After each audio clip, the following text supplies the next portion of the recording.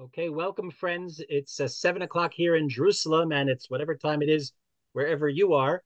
And we're delighted to be together for our third of four sessions with our good friend, Professor Wendy Zierler, exploring sorrow song, Hebrew women's poetry in a time of war. And as we saw last week and the week before, we're looking at very, very rich texts that speak to our moment in very profound ways. Pardon me for the commercial message again, but I remind you of the opportunity. There are still a few spaces left for our trip to Poland this summer.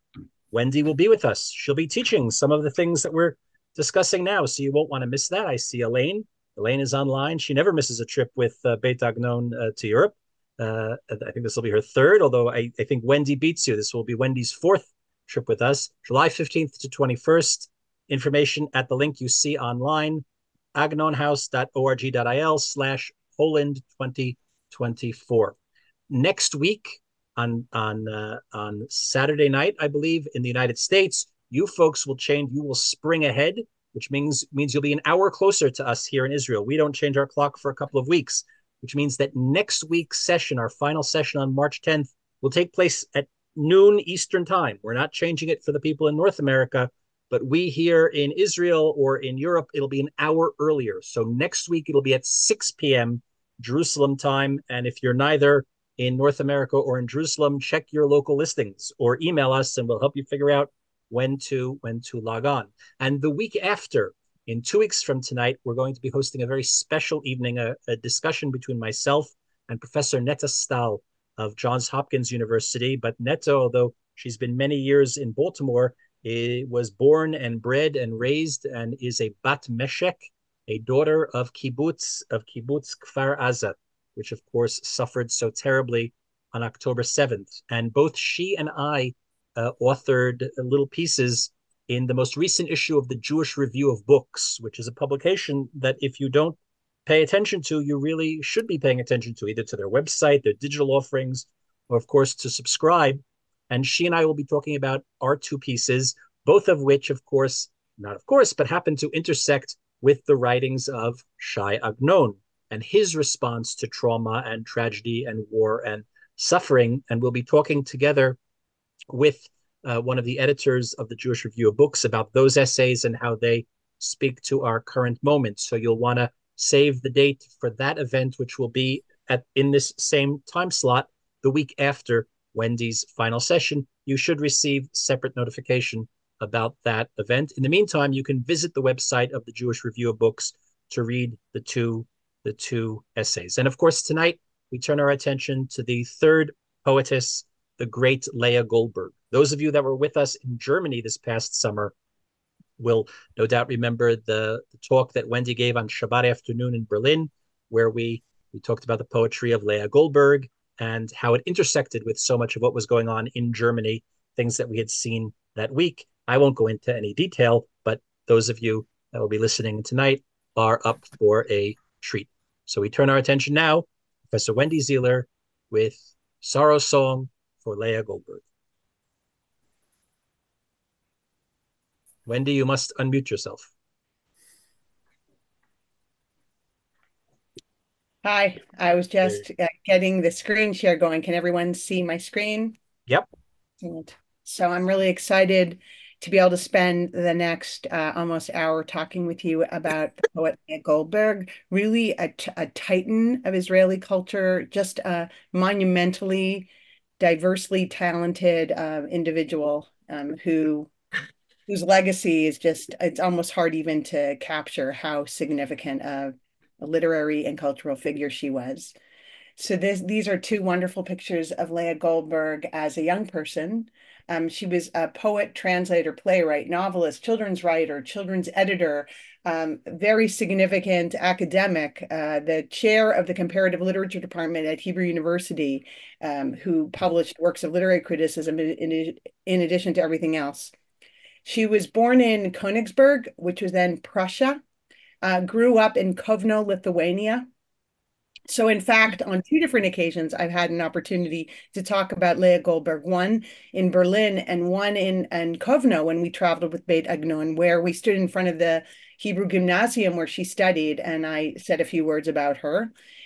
She began publishing poems at age 15.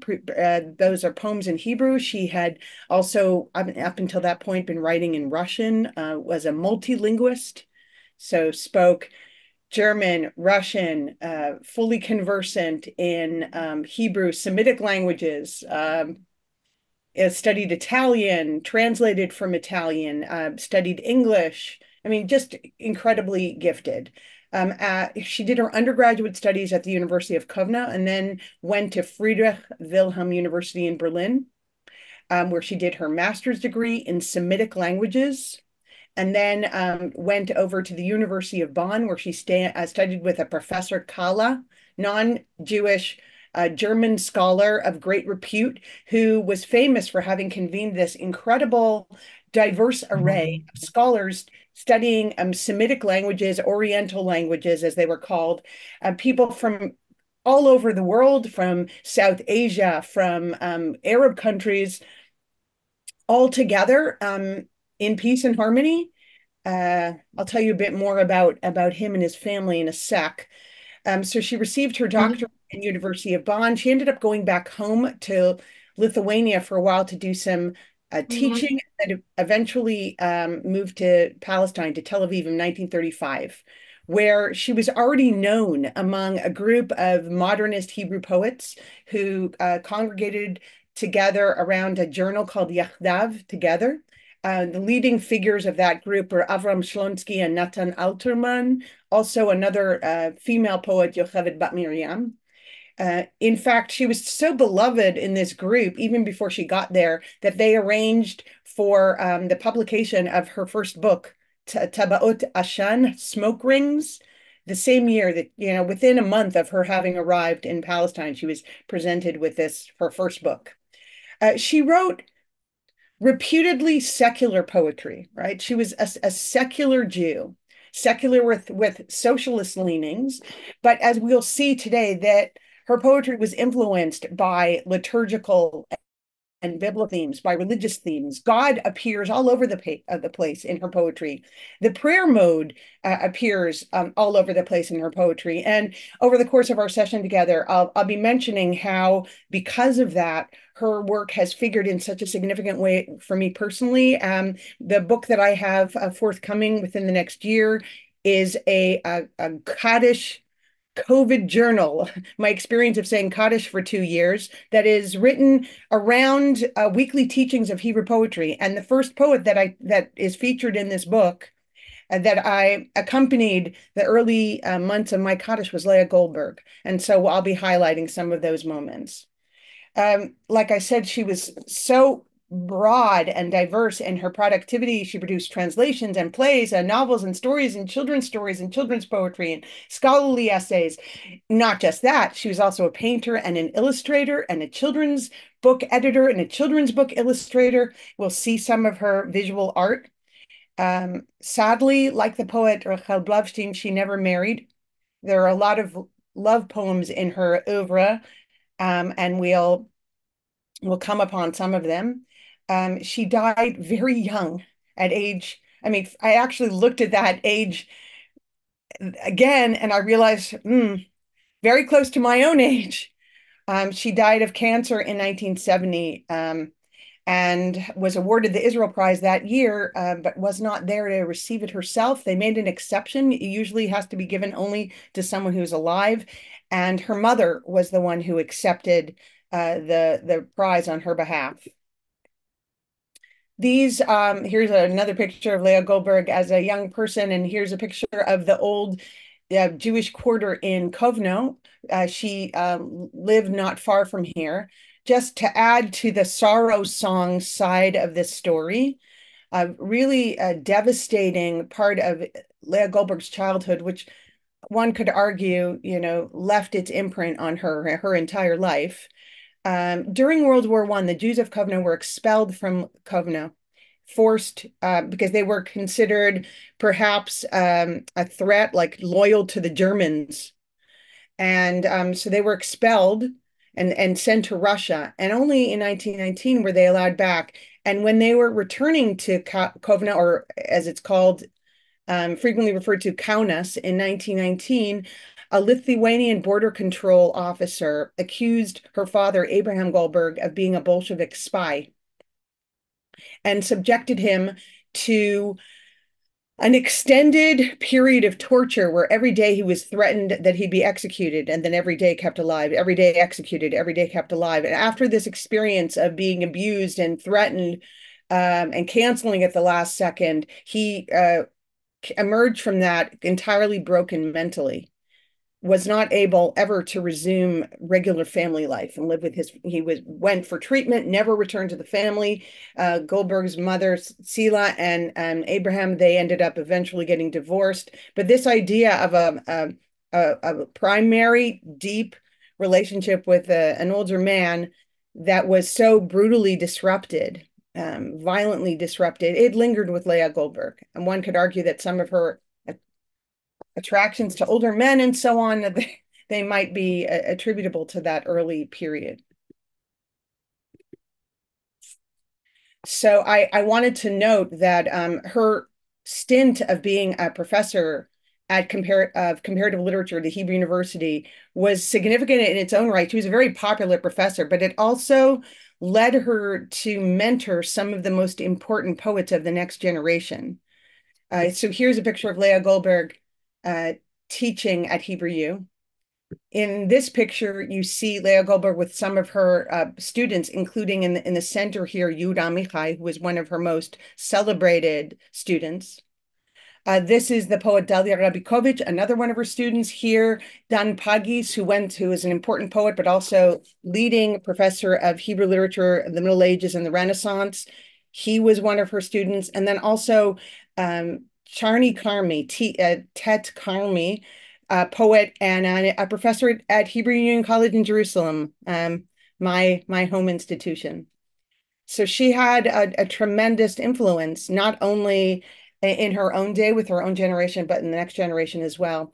This image over here of the ex libris with a picture of a woman reading on a chair in front of a window is a drawing by Lea Goldberg. She drew a number of these book plates that and use them as as a way of marking her library collection. And I have to tell you this extremely moving story that happened to me when I was a doctoral student at Hebrew University in 1992.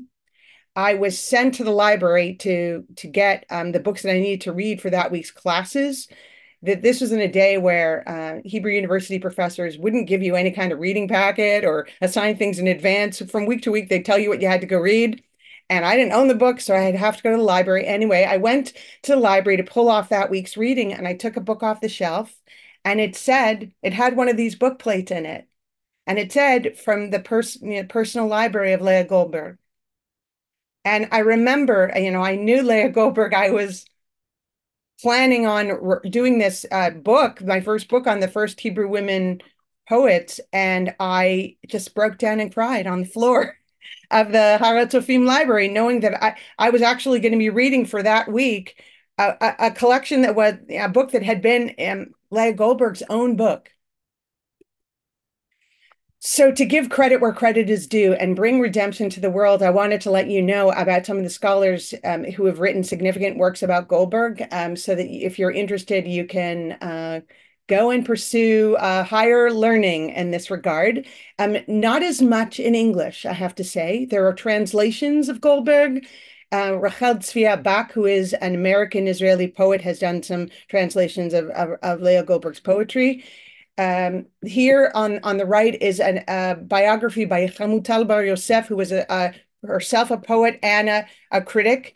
This is a lovely biography of Goldberg. Perhaps the leading Goldberg scholar today is a professor named Gidon Tikotsky. For a while, he had been in the United States. He has done remarkable work, archival work, bringing to light, publishing some of Goldberg's previously unpublished work, her unpublished novel Avedot, her diaries, her later poems. This particular book that I've highlighted on the slides was a combined effort. Here I have it in real life. um, which includes Tikotsky's uh, literary critical biography of Goldberg. It also includes in the back a CD with the film that was done about her life called Lea Goldberg Bechamisha Batim, which is a play, by the way, on like the 5 different houses that she lived in, but also the fact that a bait in Hebrew is a stanza. And then the book also includes a collection of her poems. Here is Gishoti Mishoreret, which is a book that came out of essays about Goldberg, which was the result of a conference that was held at the Hebrew University. And Shimon Peres gave a keynote address at that conference. And if we have time, I'll mention a few words that he said at that conference. And then another scholar named Chaya Shacham, who wrote a book called Al Gvul Haor, that's borrowed from a poem of Goldberg by that title, which is studies of her work. Here are some images of Friedrich Wilhelm University in Berlin. Those of us who traveled to Berlin with Beta Gnon this summer, we stood in this courtyard. We went to those buildings. And this is an image of the University of Bonn. In the University of Bonn, as I mentioned, she had this remarkable experience studying with this Professor Kahle, who by all accounts was a righteous scholar, righteous and prodigious scholar. I want to give a specific shout out for his wife, the wife, Mrs. Kahle, who this Goldberg was studying in Germany in the early 1930s. She arrived in Berlin in 1932. She switched over to Bonn in 1933. These were early days of the Nazi movement. These were days of foreboding and despair. I mean, on the one hand, being in Germany was a dream come true for Goldberg, who felt that growing up in Kovna was a backwater. She was eager to experience life in cosmopolitan Europe with the full dose of high culture. And when she came to Germany, she experienced this combined elation and despair, the sense of being a triple exile in Germany. Triple exile, why? Because an Eastern European in Western Europe, a Jew among not just Gentiles, but anti-Semites, and a woman largely among men. If you look at the photos of her in her class at Bonn, she was the only woman there. If you look at pictures of her in her, often in the cafe scenes where she would hang out with different writers, she's the one woman among all these men. That said, in praise of other incredible women, so Professor Kahle's wife, during Kristallnacht, what Germans like to call the November pogrom, so as not to use the euphemism of crystal to describe that experience. In the aftermath of Kristallnacht, she tried to help a Jewish shop owner whose shop had been ransacked. And immediately in the aftermath of that, her family was persecuted. Her son was kicked out of school. She was told by the Gestapo that the only way that she could save her family is if she committed suicide. And she considered that. In the end, it was by dint of her like tremendous like personal fortitude that she managed to get her family. By the time this happened, her husband had also been removed from his position, kicked out of his offices, blackballed, and so on. She managed to extricate the family with great pain, left behind the 14-room house that they owned and the thousands of books that her husband had, and escaped to England, where they had to start again. I mean, talk about sorrow's song. So Lea Goldberg was in the company of people who were both heroic and also the most craven and awful Jew-hating people that a person could ever meet. So I wanted to, apropos of that time in Germany, since she was already really building her poetic career while she was a student in Germany, I wanted to just bring briefly 2 poems. I hope that you got a chance to read these poems in advance, because we won't get a chance to read everyone closely together, but I wanted to refer to them. The first poem is a description of what it was like in that cafe culture, hanging out with various intellectuals in the cafes in Berlin. And she talks about that experience of trying to find comradeship in the cafe, which was like a kind of substitute Beit Midrash, a substitute, holy place for people of certain spiritual and artistic inclinations, intellectual inclinations to get together. She talks about how estranged she felt. Hayiti zara benehem, vehem lo yadu et shmi. I was a stranger among them, and no one knew my name. Now, this, as we saw last week and the week before, one of the themes, or at least the methodological through lines of these weeks that we're sharing together, is this sense that the poems might seem simple on the surface, but they hide a very deep complexity, and that there are what I call these thefts of language, or this ability, apropos of Rachel stealing the trafim, right? Being able to make language mean two things simultaneously, depending on who is listening, or to smuggle in meanings that not everyone will catch. Some might catch, but not all will catch. If you look at that line, Vehem lo yadu et shmi, they didn't know my name. That's one example of being able, with what seems to be a simple expression of feeling estranged and alienated, to get a number of things said simultaneously. So they didn't know my name. I was a stranger. They didn't know at Shmi playing on Shem, which plays on Semite, which plays on the sense of being a stranger by virtue of being a Jew. Add to this the fact that line, Velo yadu et shmi, they didn't know my name, or my name wasn't known. It can be read as an allusion to an early moment in the relationship between God and Moses, God and the people of Israel, when Moses is complaining to God for making the Israelite situation in Egypt worse rather than better. And then God offers this recitation, this, shall we say, summary of his relationship, prior relations with the Hebrews. And God says as follows: Ve'ere el Avraham, el Yitzchak, ve'el Yaakov, be'el Shaddai. And I revealed myself to these forefathers, Abraham, Isaac, and Jacob, in this form of El Shaddai, that name, Ushmi Yud Ke Vav Ke, the tetragrammaton, Lo Nadati Lahem. They didn't yet know that name. So this idea of not knowing my name is a precursor for eventually they will know my name.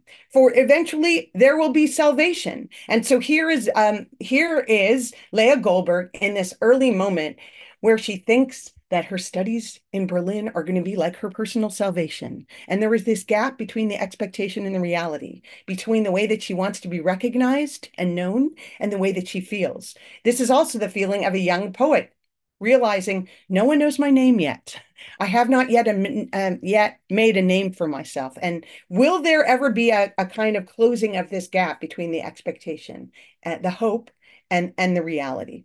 So just from this one little line, you see how she's able to communicate a number of things at the same time. I'll also note that the poem is haunted by references to prior poets, her trying to find a place for her name to be fit in amid this history. Where do I see this? This line, Chalfu al panai kitzlalim, the conversations, they passed over me like shadows. This Chalfa al panai, that is the opening of a famous poem by Chaim Nachman Bialik, the great national poet. And Bialik had lived in Berlin some, decade and a bit before Lea Goldberg. So it's as though she's haunted by her awareness that in the very same cafes that she is now hanging out with different intellectuals, there were these other major poets who, will they ever know my name? Where will I ever fit in with that? Similarly, here there's a description of someone laughing at my dream, which is an allusion to a famous poem by Shul Chernyakhovsky, another predecessor poet, that begins with the line, Tzachki sachki ala chalomot, laugh, laugh, laugh at my dreams.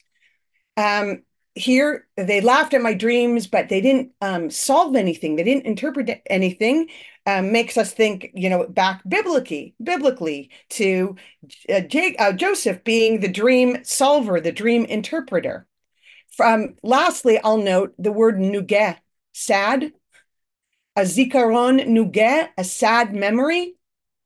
That, for those of you who are remembering from last week, the poet Rachel, who is from the previous generation, wrote a famous poem, Zemer Nugeh, a sorrow song. And that's what this whole course, the title of this whole course is built on this Rachel poem being a sorrow song. And so you see Lea Goldberg in a cafe, watching all these things happen around her, trying to figure out where she's going to fit in to the present and to the past and into the future. Here's an example of Lea Goldberg with a cigarette. This was her kind of tag appearance. I mention this all because these poems that are from her early career, they're constantly gesturing, giving pictures of a woman smoking a cigarette. So from the earliest days, this is how Lea Goldberg was trying to identify herself so as to be a cosmopolitan woman.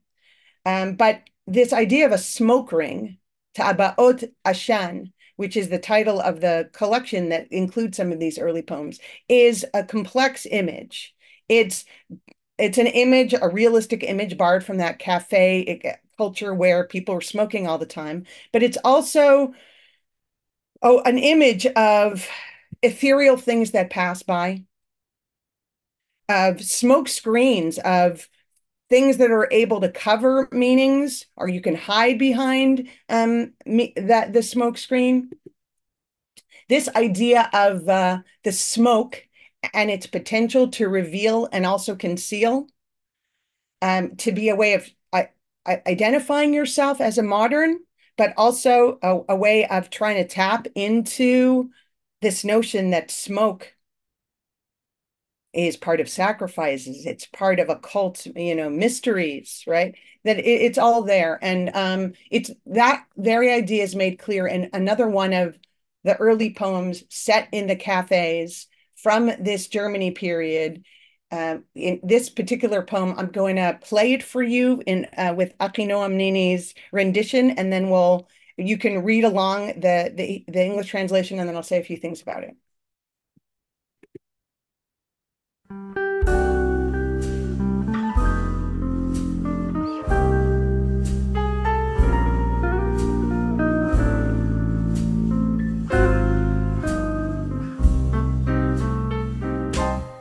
את אלוהי ראיתי בקפה, הוא נתגלה לי בעשן סיגריות, נכה רוח מסתלח ורפה, רמז לי עוד אפשר לחיות. את אלוהי ראיתי בקפה, הוא נתגלה לי בעשן סיגריות, נכה רוח מסתלח ורפה, רמז לי עוד אפשר לחיות. הוא לא היה יפה כאהובי, קרוב ממנו ואומלל, קצה שקוף של אור הכוכבים.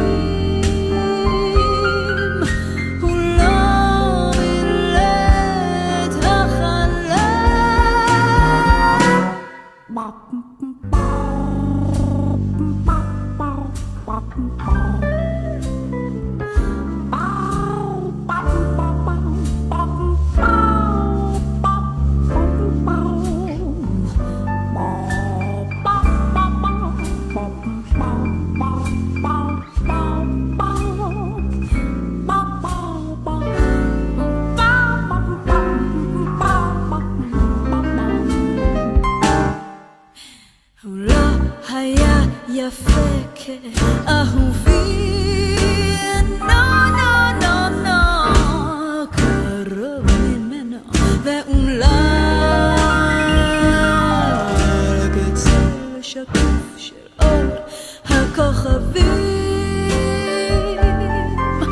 אולי מילא את החלל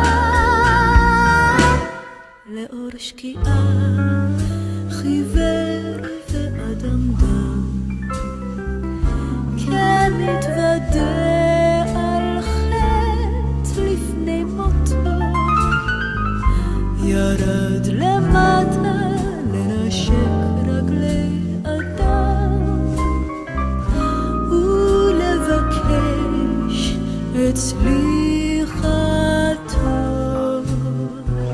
ולבקש את סליחתו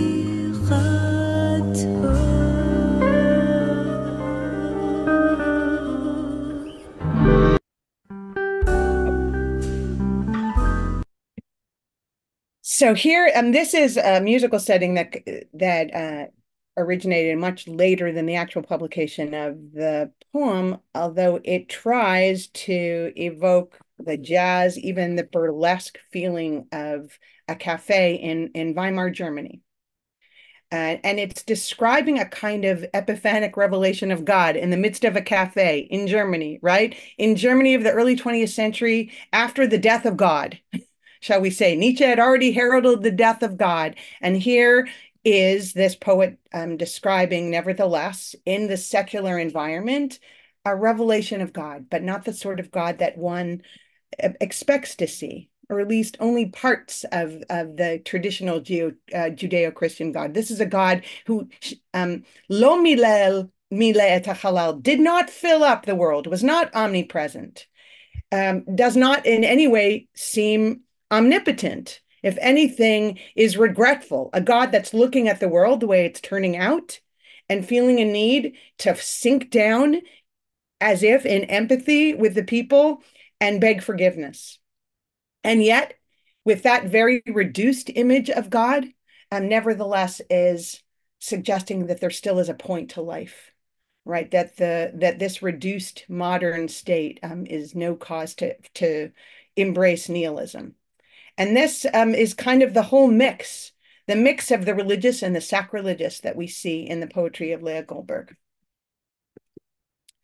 Apropos of cafe culture, I just wanted to call attention to a work in English that you might find interesting, a fascinating book about the role of cafes in the creation of modern Jewish culture by a colleague of mine named Shachar Pinsker, who's is Israeli-born, a professor of modern Hebrew and Yiddish literature at the University of Michigan. And it's a fascinating history of cafes all over Europe, as well as in Israel. And in fact, aside from this book, Shachar has an essay about Lea Goldberg in the cafe, basically went from city to city, and beginning with the time of Moses Mendelssohn, about the role that cafes played as a kind of, he calls it a third space, an alternative to a Beit Midrash or to a synagogue for Jews to create a new form of culture. Here is a picture of Lea Goldberg, by the way, at a cafe in Tel Aviv. So it's not only in Germany that she participated in the vibrant intellectual culture of cafes, but also in Tel Aviv too. Here is Bialik, here is Shlonsky. This is Lea Goldberg, and in the front is the one other Hebrew woman poet in this group, Yocheved Bat Miriam, who I also write about in my first book. Oh, I wanted to note as a pair, two poems, an earlier and a later one, that look at this difficult time that she was going through, this very foreboding time, the between World War I and World War II, and then after, when World War II erupts, just apropos of the God in the cafe, in the Ashan Sigariot, saying Od efshar lichyot, you can still live, where Goldberg is clinging to this idea that better times are going to come, that it cannot possibly be, that life continues the way it is. And so in this early poem that was written in 1933, then published as part of her book Tabot Ashan, she imagines Tavo Shalvat Yamim Merubaim, the calm of square days will come. That the imprisonment is going to be in frames of blue sky, that there'll be lights of solitude wandering and coming to a quiet door that isn't unlocked, that isn't locked, it should say, that isn't locked. And trying to imagine a better time. I just want to note Yamim Merubaim, square days. Those of us who grew up in the United States might think that square is not a positive epithet. But for someone like Lea Goldberg, who liked to write in quatrains in the form of fours, Shalvat Yamim Merubaim is the calm that will come from being able to do one's work and being able to organize it into poems, into something beautiful. And I read this early poem, Tavo Shalvat Yamim Merubaim, as in conversation with a later poem that she wrote in 1943 during World War II, where she, again, still is looking forward to this possibility of better times. I'm going to read a few of the lines and explain why I think they're in dialogue with one another, and perhaps we'll hear a little bit of Chava Alberstein singing. Ha'omnam od yavo'u yamim b'slicha u'v'chesed. That better days will come, days of forgiveness, of compassion. And how does she describe what these better days will look like? Telchi basadeh, telchi bo kehelech hatam. That you'll walk in the field like the naive, like the innocent wanderer. I will remind you, last week when we met the poetry of lunchtime, we need to mute this person on. Gitti, you're not watching Wendy? Gitti, you're on the phone and you need to mute yourself. I thought I was muted. I'm sorry. It's okay. Thank you.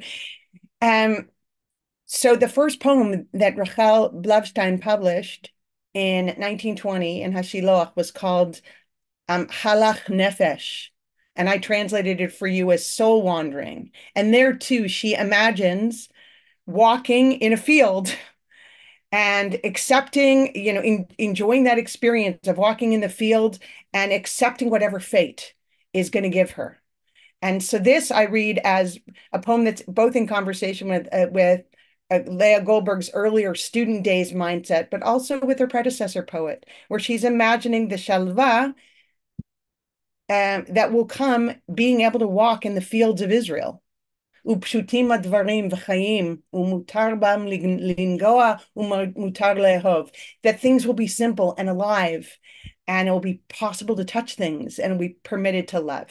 So just a little bit of Chava Alberstein, and then I'm going to move on. There's so many songs that were set to Lea Goldberg's poems, and it was so hard to choose for this week, and I am so hoping I'll be able to get through, what I prepared. We'll see. I excerpted here because I couldn't fit everything on the screen with the translation.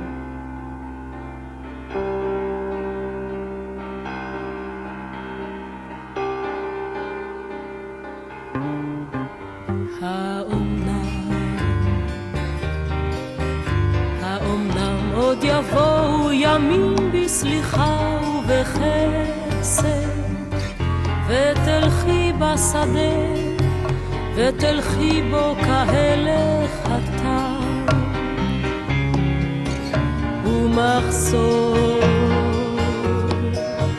ומחשוף כף רגלך ילטף בעלי האספסת או שלפי שיבולים ידקרוך ותמתק דקירתם או מטר ישיגך בעדת טיפותיו הדופקת על כתפייך חזך צווארך וראשך רענן ותלכי בשדה הרטון וירחב בך השקט כאור בשולי הענן. Okay, I hate having to cut this off because I love this song so much, but I know that I have other things I want to get through, and I will share the slides with you so you'll be able to listen to all the songs if you haven't already listened to them. I'll note this poem was published in 1943, and early on in World War II, just shortly after the eruption of the war, a whole polemic erupted in the Israeli literary press about what sort of poems, what sort of literature needed to be written during this time of war.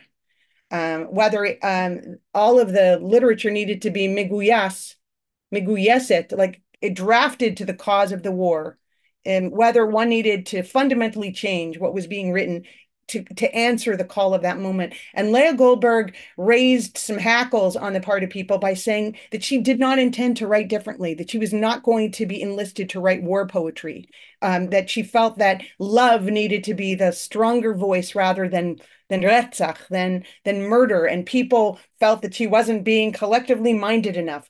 And I would argue that this particular poem is not about war. In other words, that it's a response to imagining to the terror and the blood of that time and trying to think past it, trying to get past it, imagine better times, but perhaps not in the most conventional response to war that people expect. Okay, so stepping back for a moment, I mentioned that Lea Goldberg's parents eventually divorced. Lea Goldberg left Germany in 1935, and a few months after arriving, she arrived in January. Already by the spring, her mother had joined her. And Lea Goldberg never married and lived her entire adult life in Palestine with her mom, first in Tel Aviv and then in Jerusalem. And their relationship was a profound one. I mentioned that she was awarded the Israel Prize, and it was her mother in the end who accepted the prize for her. I included in the packet this poem that she wrote, L'Tmunat Ima, to the portrait of her mother. This is a poem that she wrote during one of the few stretches of time that she didn't live with her mom, when she was a student in Bonn.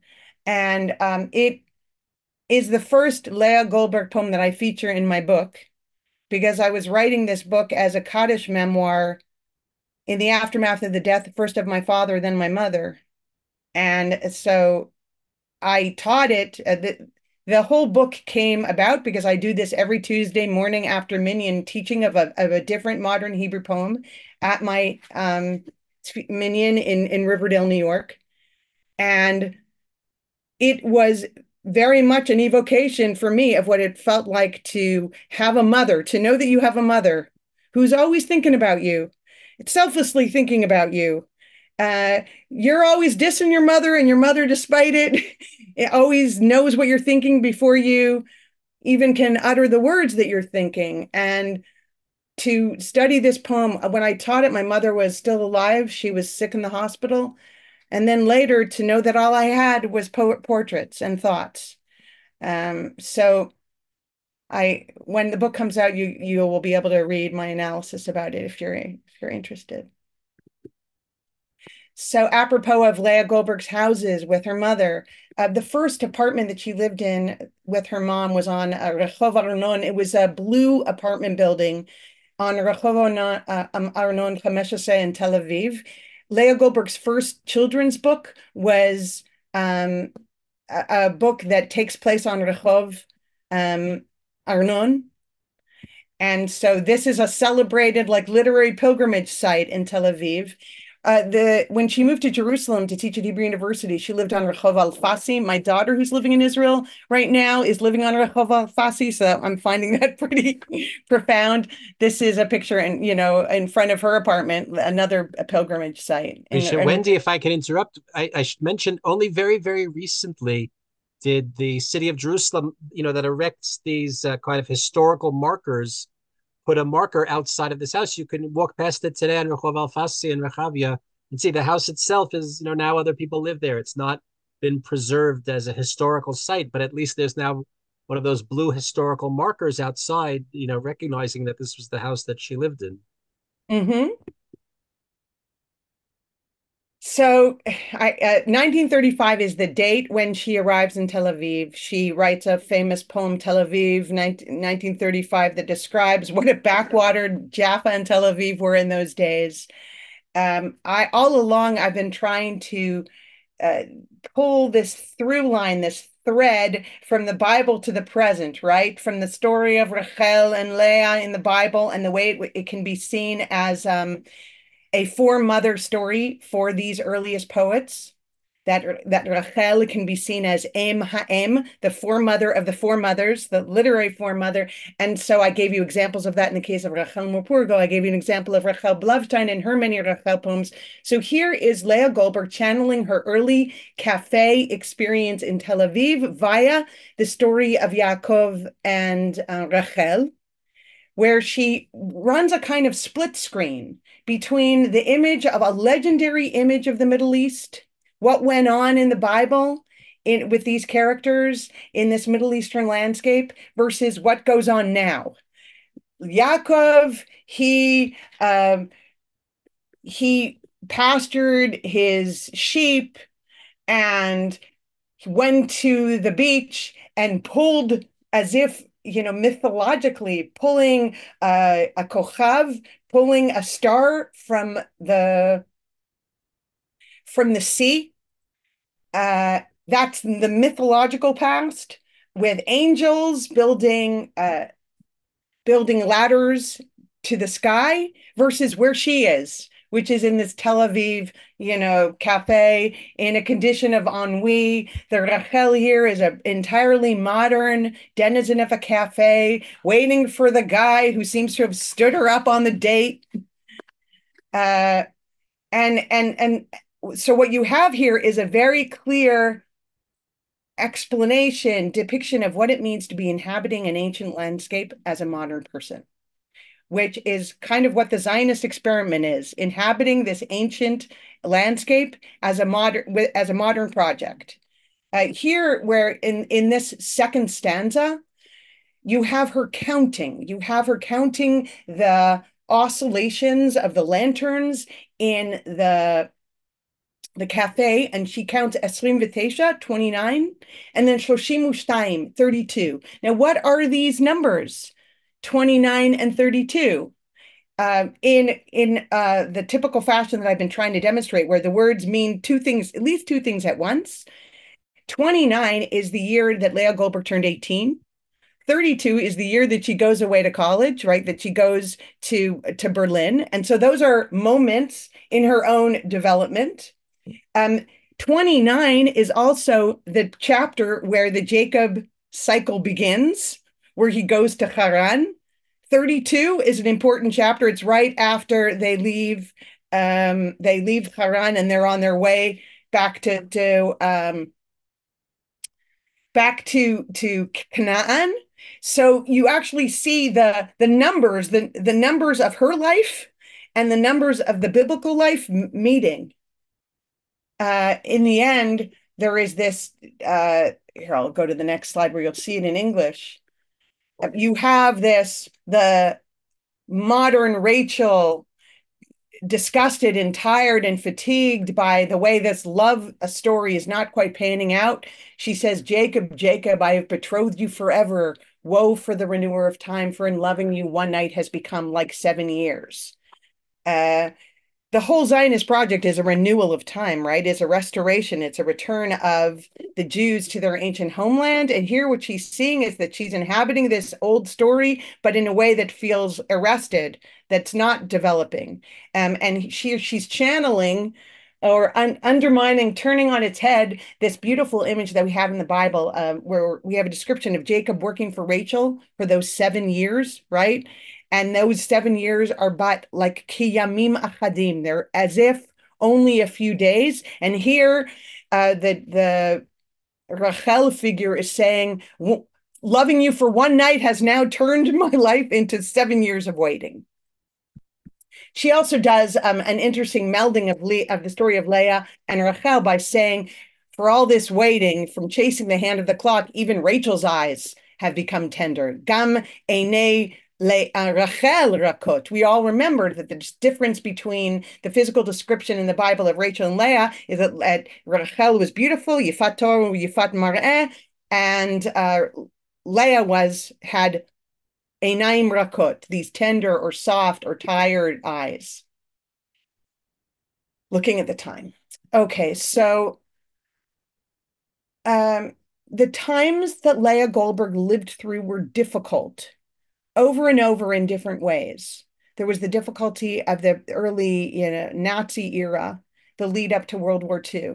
There's the difficulty of the Independence War and the early state years. This is a poem that's written in 1952. It's published in Devar Poelet, which was the women's newspaper for the labor women's magazine, which was edited for a time by Rachel Katzenelson Shazar, who was Zalman Shazar's wife. Right, so a significant publication.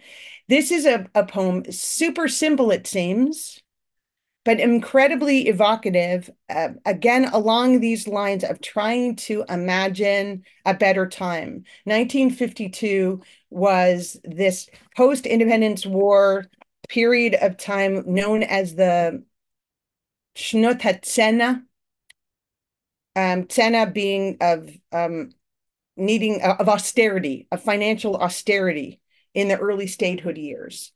So with this awareness of ongoing enmity with the neighbors and financial austerity, the poet is seeing the entire world around her entirely black, entirely dark, and yet trying to imagine a lighting up of the world in a better way.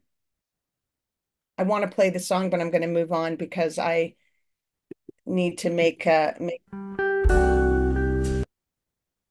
that's the wrong song anyway. I taught this poem also as part of this Shir Chadash project, this early morning teaching of Hebrew poetry. And in my teaching of it, I noted the experience of what it is to walk to Minyan when it's dark. Part of the year, you walk to Minyan in, I don't know what it's like in Israel, but you're walking and it's dark. And it's only over the course of tefillah that the sun comes up. And so here I took a picture on my way to walking to shul, which only getting the slightest intimation of the lights turning on. And here also of the sky turning from black to blue. All right. I was most looking forward to being able to talk to you about this series of poems called Shirei Sof Haderech, which are this cycle, this three-part cycle, is among Lea Goldberg's most beloved, most famous, if you can even say this. There are just so many poems that are beloved. But I cannot think of a single Lea Goldberg poem or cycle that has been set to more different tunes. At least 10 different settings of different parts of this song, especially because of the last part, Lamdeni Elohai, which is written as a prayer and has been canonized in several liberal sidurim.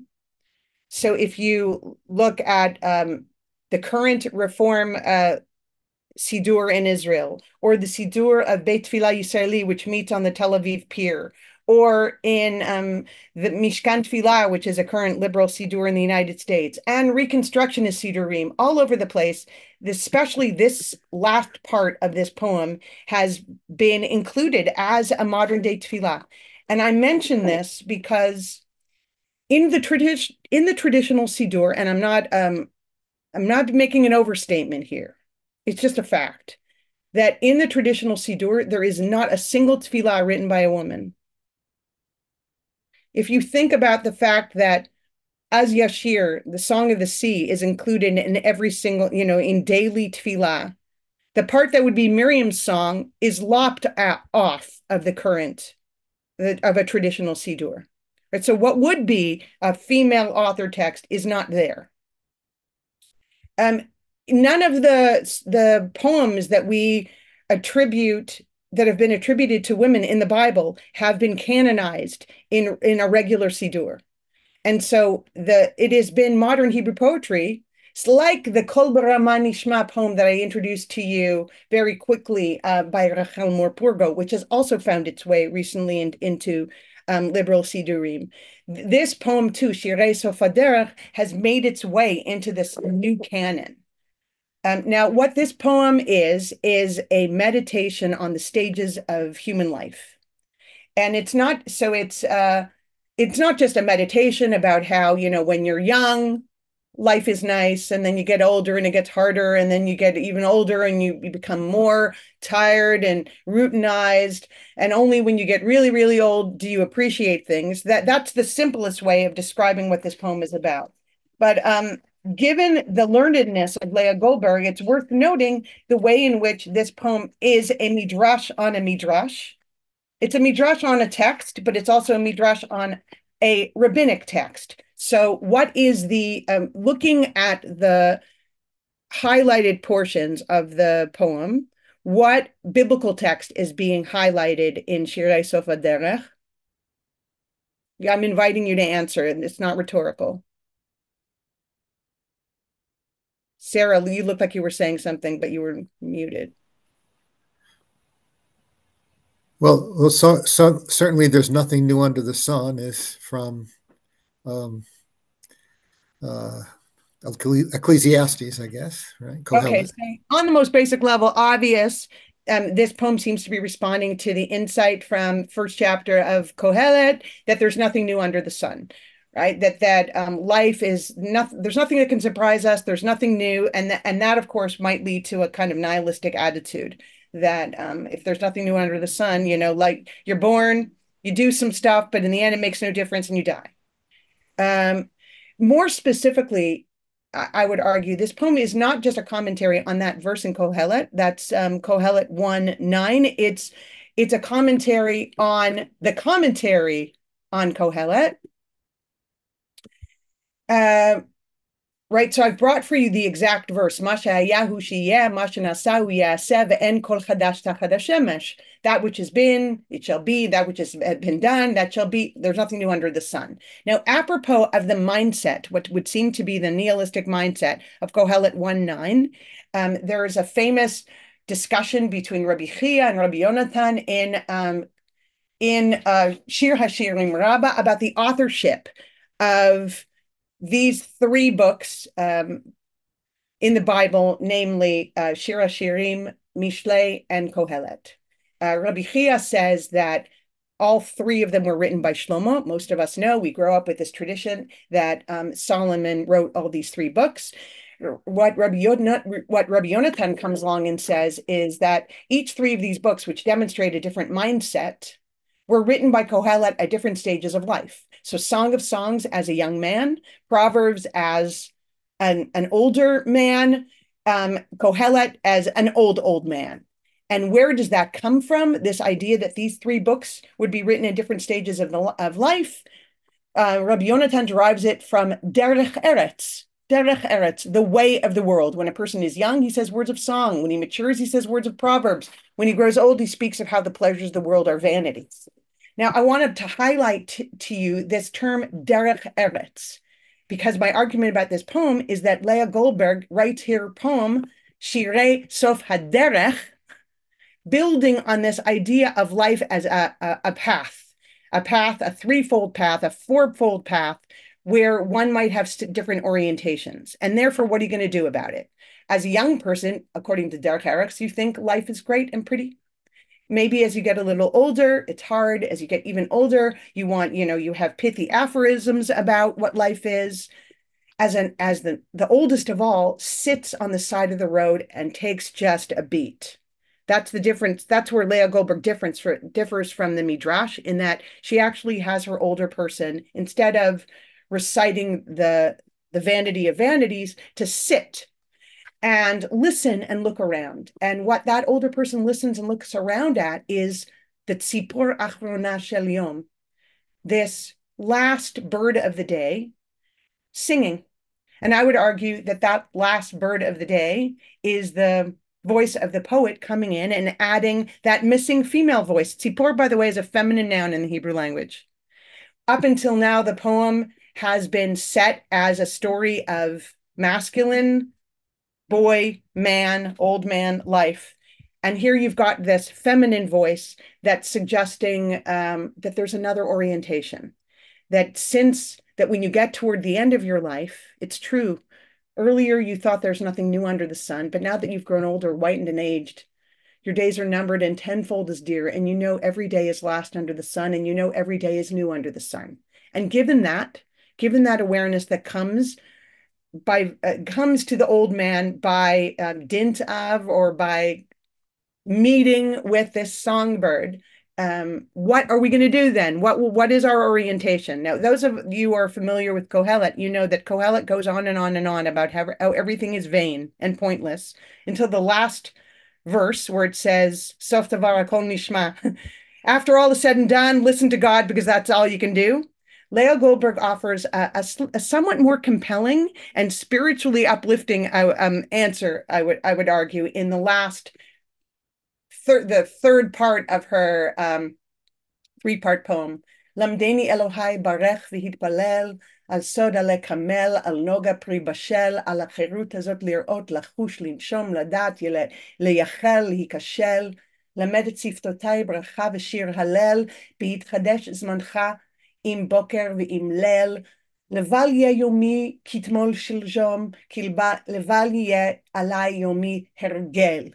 Okay, so this is perhaps one of the most beautiful poems of prayer that I know of in terms of praying, renewing our sense. We go when we daven every day, when we pray, what it is that we're doing. What is this whole project? To renew your capacity, not to just mumble, mumble, mumble, but to actually feel the gratitude, to hope, to experience, to engage all of your senses. Now, what do you make of the rhyme in this last section?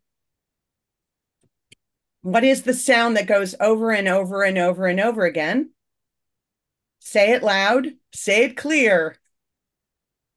Anderson came here. I'm listening to Wendy. What is the sound? What is the repeated sound? Hail. Hail. Okay, so it's not an accident that the rhyme here, although it's not a perfect rhyme, there are a few. Linshom and shilshom are different. That's the human, like maybe the breath that is apart, that's individual for us. But over and over again, she is conjuring up in sound one of the names of God. And what that experience is being able to actually engage, to not let yourself be so routinized and to believe that there's nothing new, but rather to sharpen your capacity to believe that things are more than that. I know that I'm already over the time. Can I take a few more minutes to wrap this up? Sure. Go ahead, Wendy. Okay. Another one of Lea Goldberg's most famous poems, the part that everyone knows because it's been set to music so beautifully, is the first part. It's a cycle called Ilanot, about trees. So the first part is about a pine tree, oren. The second part is about a eucalyptus. We know that eucalyptuses are important in Israeli cultural history. Next week, when we study the poems of Nomi Shemer, we'll study her song Chorshat Eucalyptus. The third tree is the kikayon from the story of Jonah.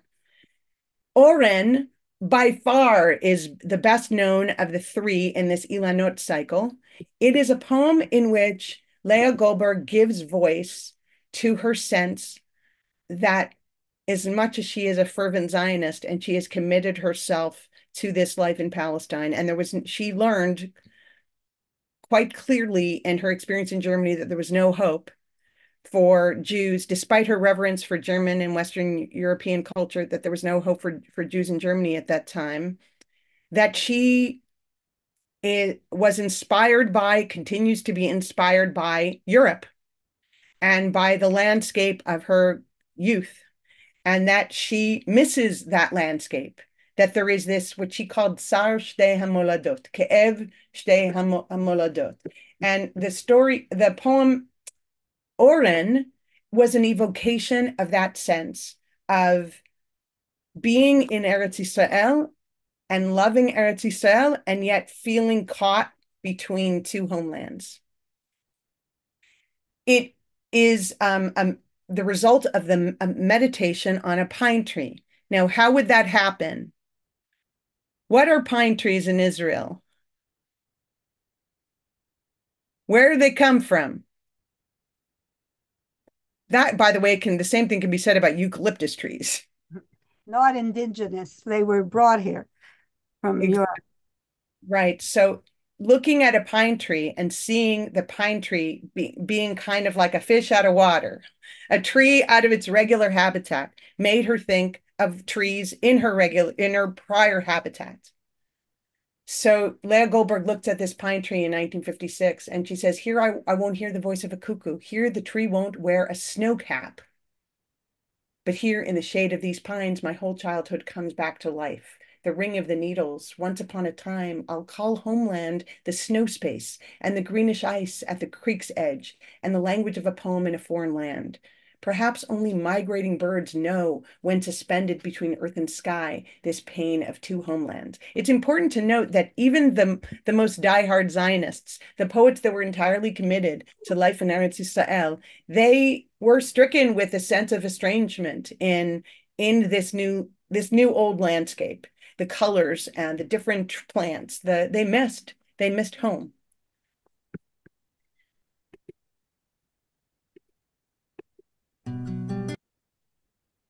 Okay, last I want to note, because I concluded on this note last week with Rachel Befstein, where I brought for you the poem that was found in her room after she died, Meitai, which went on to become a major poem at memorial services in Israel. These two poems are the two last poems attributed to Lea Goldberg that she wrote while she was in the hospital dying of cancer. They were translated, as I mentioned, Rachel Tzvi, who is a poet herself, translated these last poems. The one on the right, V'zeh Yeh Yom Hadin, did you all get a chance to read this poem? So this is, for anyone who's familiar with the liturgy of the high holidays, with the Slichot liturgy, with what you're used to seeing in the Siddur, it is almost incredible to see this secular poet write what looks like such a conventional high holiday prayer with the repetition of din over and over again. This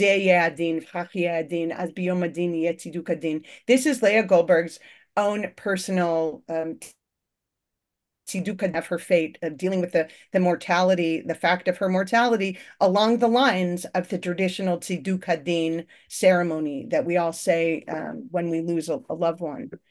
The poem on the left, it is even more of a direct hit at all those who will be there after she dies. And this awareness that when a poet dies, a public figure dies, that there will be a legacy that people will pore over. She's aware of that, and yet staking a claim to the last breath that she is still here. Machar ani amut, atem tiru machar et shayu einai, et shayu panai. Tomorrow I will die. Tomorrow you will see what was my face, what were my eyes. Leit machar atem baim al saf beiti lachlok et hakavod v'lechalek shalal. When tomorrow arrives, you will come to my doorstep to pay last respects and divide up the spoils. Machar yeh hakol lachem v'shelachem. Machar atem tzodkim bakol asher tomru. Tomorrow, all will be yours and for you. Tomorrow, you're right in everything you say. All the words that Wendy Zierler and other people are going to say about my poetry, they're going to be right because I'm not going to dispute any of it. Aval hayom ani omedet al asaf. But today I stand at the threshold and I'll cross over my border and none may trespass. At this, I still get the last word.